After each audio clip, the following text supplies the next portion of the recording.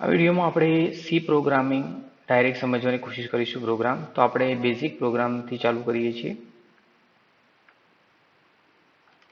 Area of ટ્રાયેંગલથી.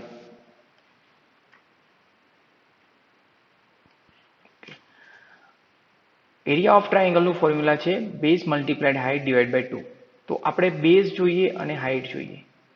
તો આપણે પહેલા બે વેરિયેબલને ડિક્લેર કરી દઈશું, બેઝ અને હાઇટ, જે આપણે ફ્લોટિંગ પોઈન્ટ વેલ્યુ રાખીશું. ઇન્ટીજર બી રાખી શકો, ફ્લોટિંગ રાખો તો વધારે સારું.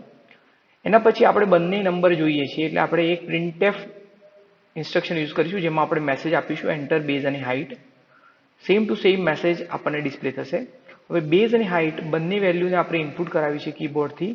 એના માટે આપણે સ્કેનએફ ફંક્શન યુઝ કરીશું અને ડબલ કોટેશનમાં બે નંબર જોઈએ છે અને ફ્લોટિંગ પોઈન્ટના છે માટે આપણે %f પછી સ્પેસ રાખીને %f ડબલ કોટેશન પૂરા કોમા પહેલા માટે address of base comma address of height. તો બે નંબર હવે ઇનપુટ થઈ જશે. નંબર આવી ગયા પછી આપણે પ્રોસેસ કરી દઈશું કેલ્ક્યુલેશન કરવાની. તો આપણે ડાયરેક્ટ અહીંયા જો ફ્લોટ એરિયાને ડિક્લેર બી કર્યો છે અને કેલ્ક્યુલેશન આ બી કરી શકાય. તમે અહીંયા બી એરિયાને ડિક્લેર કરી શકો અથવા ડાયરેક્ટ એનું કેલ્ક્યુલેશન વખતે બી કરી શકો. ફ્લોટ એરિયા SI ને value base is height multiplied and divide by 2. તો 1/2 BH આ ફોર્મ્યુલા છે. હવે આપણે એરિયાને પ્રિન્ટ કરવો છે, કારણ કે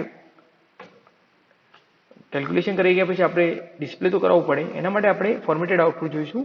તો ડબલ કોટેશનની અંદર આપણે લખીશું area of a triangle is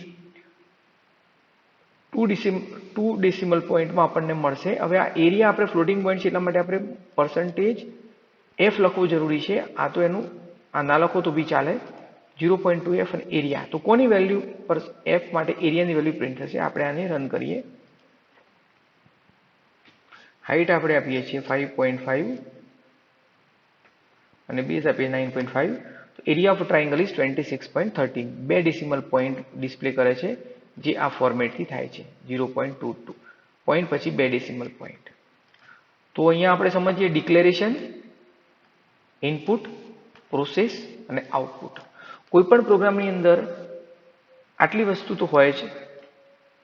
અહીંયા સિમ્પલ પ્રોગ્રામિંગ છે, જેમાં આપણે વેલ્યુ ઇનપુટ કરીને પ્રોસેસ કરીએ અને આઉટપુટ ડિસ્પ્લે કરીએ છીએ.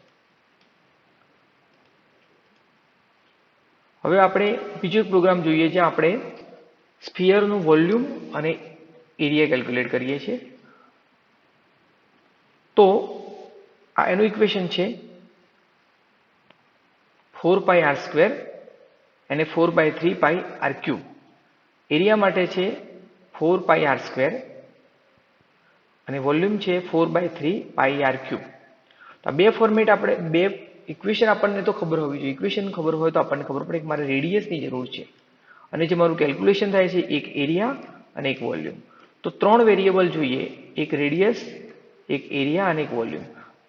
જો આપણને શરૂઆતમાં ખબર ના હોય તો આપણે સીધું ઇનપુટ કરીને પ્રોસેસ કરવાની, જેથી આપણને ખબર પડે કેટલા જરૂર છે, પછી આપણે આગળ જઈને ડિક્લેર કરવાનું. આ પણ કરી શકાય જગ્યા છોડીને પણ. ઓકે, તો આપણે રેડિયસ, સરફેસ એરિયા અને વોલ્યુમ ત્રણે આપણે ડિક્લેર કરીએ છીએ. અહીંયા બી આપણે એક સાથે બી ડિક્લેર કરી શકીએ. અને હું ડિલીટ કરી દઉં. 3 ફ્લોટિંગ પોઈન્ટ વેરિયેબલ ડિક્લેર કર્યા. હવે મારે ઇનપુટ કરવાનું છે. તો હું મેસેજ આપીશ enter radius of a sphere, અને આ છે ન્યૂ લાઈન, એટલે મારું રેડિયસ નવી લાઈનમાં એન્ટર કરવાનું મને પૂછશે. ફ્લોટિંગ પોઈન્ટ છે એટલે જ હું લખીશ %f ડબલ કોટેશનમાં. આ પૂરું થયું કોમા @રેડિયસ. અહીંયા એડ્રેસ ઓફ આપવું જરૂરી છે, તો જ એ વેલ્યુ રીડ કરશે. એના પછી આપણે કેલ્ક્યુલેશનની ફોર્મ્યુલા યુઝ કરી દઈએ. અહીંયા જે રેડિયસ યુઝ કર્યું છે સેમ ટુ સિન્ટેક્સ 4π. અહીંયા તમે 3.14 પણ યુઝ કરી શકો, ગુણ્યા રેડિયસ અને વોલ્યુમ. આ બંને ગણતરી થઈ ગયા પછી આપણે એને ડિસ્પ્લે કરીએ છીએ. Surface area of sphere is 3 decimal પ્લેસીસમાં ફ્લોટિંગ પોઈન્ટ વેલ્યુ કયું એરિયા, તો આ ડિસ્પ્લે કરશે આ ગણેલું. એ જ રીતે વોલ્યુમ ઓફ અ સ્ફિયર એ પણ 3 ડેસિમલ પ્લેસીસમાં વોલ્યુમ. તો આપણે ચલો અને રન કરીએ. રેડિયસ આપણે આપીએ છીએ 8.2. તમે જુઓ સરફેસ એરિયા અને વોલ્યુમ કેલ્ક્યુલેટ થઈ ગયેલું છે. હવે આપણો નેક્સ્ટ પ્રોગ્રામ છે ફેરનહીટ ટુ સેલ્સિયસ. અહીંયા તમે જુઓ મેં ડિક્લેર કર્યા છે ફેરનહીટ અને સેલ્સિયસને ફ્લોટિંગ પોઈન્ટમાં, પણ હું ફેરનહીટને કીબોર્ડથી ઇનપુટ નથી કરાવતો. મેં કોન્સ્ટન્ટ વેલ્યુ પણ લઈ લીધી છે. જો તમે આ કોન્સ્ટન્ટ વેલ્યુ લઈ લો તો તમારે printf અને scanf ની યુઝ કરવાની જરૂર પડતી નથી. તમે ડાયરેક્ટ અહીંયા કોન્સ્ટન્ટ વેલ્યુ પણ આપી શકો. હવે ફેરનહીટની વેલ્યુ આવી ગયા પછી હું ફોર્મ્યુલા યુઝ કરું છું Fahrenheit -32 multiplied by 5 bracket divide by 9. આ ફોર્મ્યુલાથી મને સેલ્સિયસની વેલ્યુ મળે છે. આ ફોર્મ્યુલા તમારે યાદ રાખવી પડશે. સેલ્સિયસની વેલ્યુ ગણી જાય પછી હું ટેમ્પરેચર ઇન સેલ્સિયસ %f લખવું જરૂરી છે, જે વેલ્યુ આપણે ડિસ્પ્લે કરાવવાની છે એની. અહીંયા ફ્લોટિંગ પોઈન્ટ છે એટલે કોની વેલ્યુ %f તો સેલ્સિયસની. તો એ ડબલ કોટેશન પૂરા થઈ ગયા પછી કોમા આપીને તમારે એક વેલ્યુ હોય તો એક વેરિયેબલ ડિક્લેર લખવાનો જેની વેલ્યુ ડિસ્પ્લે કરાવવાની હોય. તો અહીંયા ડાયરેક્ટ ટેમ્પરેચર સેલ્સિયસ આવી જાય છે એટલા માટે કે મેં ફેરનહીટને કોન્સ્ટન્ટ લઈ લીધા છે, કોઈ ઇનપુટ કરાવતો નથી.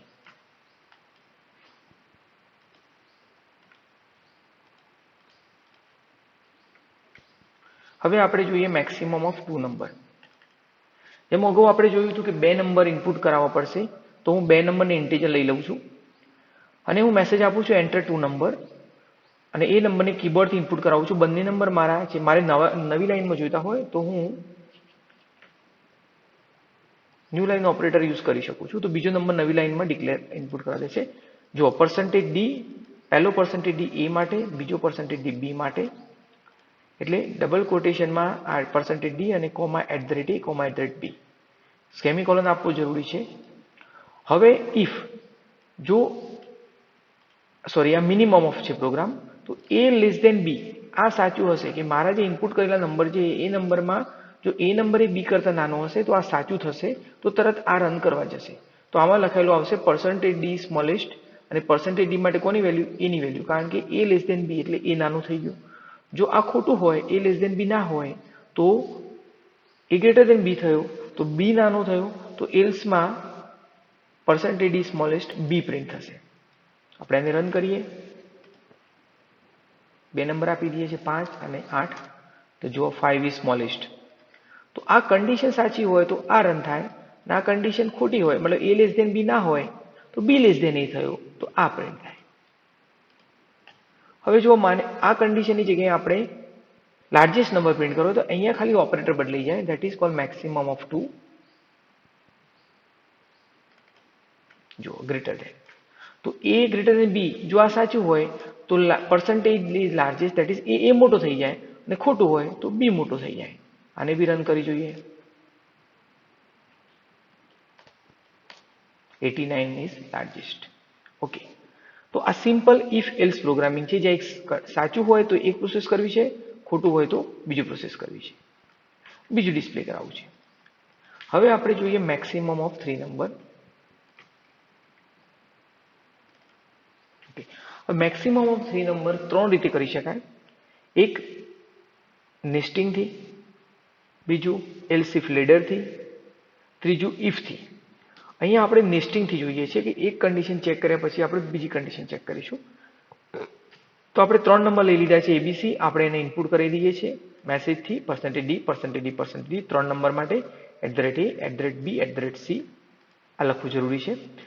જો a b હોય, આ કન્ડિશન સાચી હોય તો a b કરતા મોટો થઈ ગયો, તો તરત જ ચેક કરો કે a c છે કે નહીં.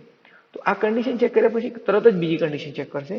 જો a b હોય અને a c હોય, મતલબ એ નંબર b કરતા પણ મોટો થઈ ગયો, એ નંબર c કરતા પણ મોટો થઈ ગયો, તો આપણે મોટો નંબર કયો થયો? a. પણ જો આ નંબર ખોટો હોય તો એલ્સમાં જાય. તો એલ્સમાં શું થયું? a b કરતા મોટો છે પણ a c કરતા મોટો નથી, તો c a કરતા મોટો છે તો c મોટો થઈ ગયો. હવે માની લો કે આ જ કન્ડિશન ખોટી છે, a b નથી, એનો મતલબ થયો કે b a છે. જો b એ a કરતા મોટો થયો તો b ને હવે c સાથે ચેક કરવાનો રહ્યો, તો એલ્સમાં આવી જઈએ. આ ખોટું હોય તો સીધું એલ્સમાં આવી જાય. એલ્સ b c છે, હા તો b મોટો થઈ ગયો, તો પ્રિન્ટ થશે b મોટો છે. ના હોય તો b એ c કરતા મોટો નથી થયો, તો c મોટો છે, તો c પ્રિન્ટ કરશે. Okay,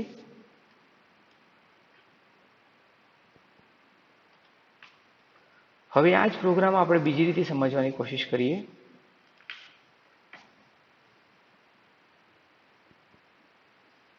logical ઓપરેટરથી. તો લોજિકલ ઓપરેટરમાં શું છે? આપણે બે કન્ડિશન એક સાથે ચેક કરીએ છીએ. સિમ્પ્લિફાઈડ થઈ જાય છે આ પ્રોગ્રામ. a b અને a c બંને કન્ડિશન સાચી હોય તો a મોટો થઈ ગયો, તો %d ઇઝ ગ્રેટર, ઇફ આ કન્ડિશન સાચી હશે તો આ રન થશે. આમાં આપણે એવું માનીએ છીએ કે ત્રણેય નંબર અલગ આપીએ છીએ. જો આપણે ત્રણેય નંબરમાં બે નંબર સેમ આપીએ તો આ રન ના થાય, પણ આપણે એવું માની લઈએ છીએ. નહીં તો આપણે છેલ્લે લખવું પડે કે ઇક્વલ ટુ વાળી કન્ડિશન આપણે એપ્લાય કરવી પડે.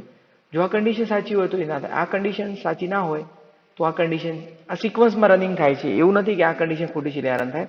સિક્વન્સ છે. આ કન્ડિશન સાચી હશે તો આ રન થશે. પછી આ કન્ડિશન ચેક કરશે. અહીંયા મેં બી ગ્રેટર ધેન એ અને બી ગ્રેટર ધેન સી મૂકેલું છે, તો બી મોટો થઈ જશે. અને ત્રીજામાં સી ગ્રેટર ધેન એ અને સી ગ્રેટર ધેન મૂકેલું છે, સી મોટો થઈ જશે. ઇફ થી ચેક કરીએ છીએ. સિક્વન્શિયલ હંમેશા C programming step by step run થાય છે. અહીંયા આપણે કોઈ જમ્પ કે લૂપિંગ મૂકેલું નથી. તો આમાં પણ આપણે જોઈએ 3 નંબર આપી દઈએ.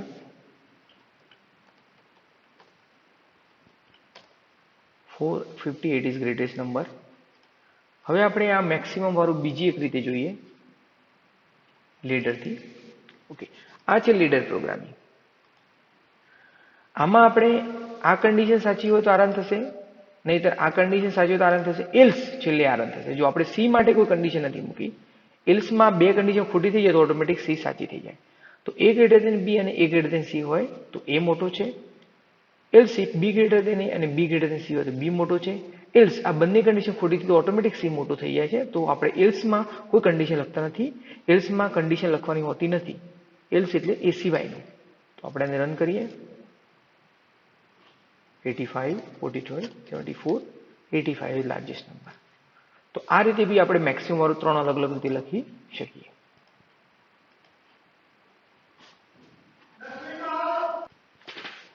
હવે આપણે લીપ યર વાળો પ્રોગ્રામ સમજીશું. ઓકે, તો પહેલા લોજિક શું છે? લોજિક સમજવું જરૂરી છે.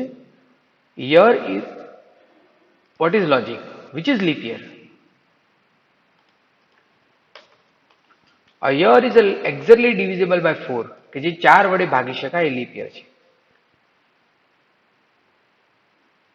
સાથે સાથે સેન્ચુરિયન્સ કે જે 400 વડે ભાગી શકાય એ પણ લીપ યર છે. અથવા એક્સેપ્ટ 100 વડે ભાગી શકાય. તો 4 અને 400 વડે તો ભાગી શકવું જ જોઈએ. તો આપણે આ કન્ડિશનને કમ્બાઈન કરી દીધી છે કે જેને 4 વડે એક્ઝેક્ટલી ભાગી શકાય. મોડ્યુલસ ઓપરેટર શું બતાવે છે? મોડ્યુલસ ઓપરેટર આપણને રિમાઇન્ડર આપશે અને રિમાઇન્ડર આપણે 0 ચેક કરીએ છીએ. મતલબ જેનો આન્સર 0 આવે, મતલબ કોઈ નંબરને ભાગ પાડવાથી 0 મળે, એના ભાગ પડી જાય. જેમ કે 4 ભાગ્યા 2 કરીએ તો 2, 2, 4, 0 મળે. તો એ ઇઝ ઇક્વલ ટુ 0 ચેક થાય. સાથે સાથે 400 થી બી ભાગ પડી જાય. બંને કન્ડિશન સાચી હોય અથવા 100 વડે ભાગ is not equal to 0, exactly divisible by 100. Your modulus 100 is not equal to 0, is not equal to 0. 100 વડે ભાગ પડવા ના જોઈએ, આ કન્ડિશન છે. તો આ બંને સાચી હોય અને આ ખોટી હોય તો પણ એ લીપ યર છે. અને આ બંને ખોટી હોય પણ આ સાચી હોય, 100 વડે ભાગ નથી પડતા, નોટ ઇક્વલ ટુ 0, તો પણ લીપ યર છે. તો બધી કન્ડિશનને આપણે એક જ અહીંયા લોજિકલ એન્ડ વાપરેલો છે. મતલબ આ બંને સાચી હોય તો 1 આવશે, આ બંનેમાંથી એક ખોટી હોય તો 0 થઈ જશે, અને અહીંયા 0 હશે તો નહીં મળે. મતલબ આ બંને કન્ડિશન સાચી હોય અને આ ખોટી હોય, અથવા આ બંને કન્ડિશન ખોટી હોય અને આ સાચી હોય, તો લીપ યર થાય છે. આપણે રન કરીએ. 200 એ લીપ યર છે. Let us check. એ લીપ યર છે, પણ 1700, 1800, 1900 એ લીપ યર નથી. આપણે 1800 માટે રન કરીએ તો જો લીપ યર નથી. તો આ એક ત્રણેય કન્ડિશન એક સાથે કમ્બાઈન કરેલી છે. આ ખોટી હોય તો આ બંને સાચી હોવી જોઈએ, અને આ બંને ખોટી હોય તો આ સાચી હોવી જોઈએ. આ ખોટી હોય તો આ બંને સાચી હોવી જ જોઈએ, તો જ આ રન થશે. ઓકે,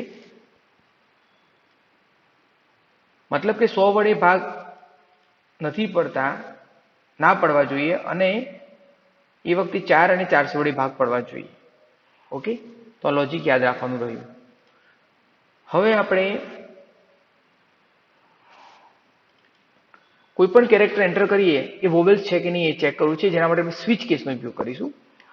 તો આપણે અહીંયા ડિક્લેર કર્યું છે કેરેક્ટર એક વેરિયેબલ ch જેનું નામ લીધું છે. ch એ વેરિયેબલનું નામ છે જે કેરેક્ટર ટાઈપનું છે અને આપણે મેસેજ આપીએ છીએ એન્ટર એની કેરેક્ટર. એના માટે આપણે સિમ્પલ સ્કેનફ ફંક્શન બી યુઝ કરી શકીએ. આ બંને સેમ કામ કરે છે. ગેટ કેરેક્ટર ફંક્શનથી પણ તમે કેરેક્ટર ઇનપુટ કરી શકો અને સ્કેનફથી પણ. સ્કેનફથી કરાવો તો %c લખી અને ch કરવું પડે, કેરેક્ટરમાં લખવાનો હોતો નથી. હવે આપણે સ્વિચની સિન્ટેક્સ છે સ્વિચ બ્રેકેટમાં ch, મતલબ આ જે કેરેક્ટર છે એને એ ઇનપુટ તરીકે લે છે એના ચેકિંગ તરીકે. હવે આને દરેક કેસની વેલ્યુ સાથે ચેક કરે છે. તો અહીંયા આપણે બધી જ કોમ્બાઈન કરી દીધી છે. કેરેક્ટર બરાબર a, e, i, o, u, small અને કેપિટલ. તો આ તમારો ઇનપુટ કરેલો કેરેક્ટર જો આમાંથી કોઈ પણ એક હશે તો તરત મેચિંગ થઈ જશે અને આ મેસેજ આવી જશે કે વોવેલ્સ છે અને બહાર નીકળી જશે. પણ જો આમાંથી કોઈ પણ વોવેલ્સ નહીં હોય તો આ બધું ખોટું પડશે, તો ડિફોલ્ટમાં જશે ને એમાં કહેશે કે તમારો વોવેલ નથી. Late us check. આપણે માની લો કે કેપિટલ A એન્ટર કરીએ તો આવશે વોવેલ્સ છે, અને આ જ આપણે રન કરીએ G થી, is not vowel. Simple programming switch કેસનો યુઝ કરીને. બ્રેક લખવું જરૂરી છે આમાં, એની સિન્ટેક્સમાં જ છે. હવે આપણે જોઈએ sum of digits of number. Okay, તો આનું લોજિક શું છે? આનું લોજિક અહીંયા છે મોડ્યુલસ અને ડિવિઝનમાં. મોડ્યુલસ આપણને એક એક ડિજિટ છૂટા પાડીને આપે છે એન્ડમાં. માની લો કે 153 હોય તો પહેલા 3 છૂટા પડશે, પછી 5 છૂટા પડશે, પછી 1 છૂટા પડશે. અને નંબર આનું મિનિંગ આવું જ છે, નંબર ઇઝ નંબર ડિવિઝન 10. તો આ દરેક 153 તો પહેલા 15 અલગ કરશે, પછી ફરીથી ડિવિઝન તો 1 અલગ કરશે અને પછી ફરીથી ડિવિઝન કરો તો 0 થઈ જાય. તો આપણે એક એક ડિજિટ છૂટો પાડવાનો છે જે નંબર વધ્યો એમાંથી. ઓકે, અહીંયા રિવર્સ નંબરનું લોજિક જે છે, આપણે જે પ્રોગ્રામ છે આપણે સમ કરીએ છીએ, એટલે આપણે શું કરીએ ડિજિટનો સરવાળો કરી દઈએ.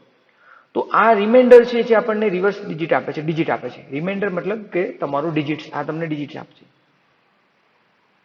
આ ડિજિટ્સ જે છે એને આપણે ડાયરેક્ટ સમ નામના વેરિયેબલમાં એડ કરી દઈએ છીએ.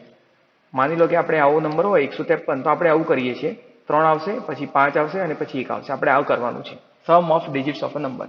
ઓકે, તો સમ નામના વેરિયેબલને આપણે 0 લઈ લીધો છે, એક રિમાઇન્ડરની જરૂર પડે છે અને ઓરિજિનલ નંબર જેને આપણે અહીંયા ઇનપુટ કરાયો છે. અને હવે આપણે નંબરને ડિજિટ છૂટા પાડતા જઈશું. અહીંયાથી 153 તો પહેલા 15 અલગ પડશે, પછી અહીંયા 15 અલગ પડશે, 15 આવ્યા, અહીંયા જોશે 15 0 નથી. ઓકે, નથી, તો ફરીથી આપણને 5 મળશે, ફરીથી 5 એડ થશે સમમાં, પછી ફરીથી 15 ભાગ્યા 1 થશે એટલે 1 0 નથી, તો ફરીથી 1 મળશે એટલે એડ થઈ જશે, અને પછી 1 ભાગ મોડ્યુલસ 10 કરશું 0 મળશે એટલે લૂપમાંથી બહાર નીકળી જઈશું અને આપણે સમમાં ડિજિટ્સમાં એન્ટર કરી દઈશું, પ્રિન્ટ કરાવીશું. તો લેટ અસ ચેક.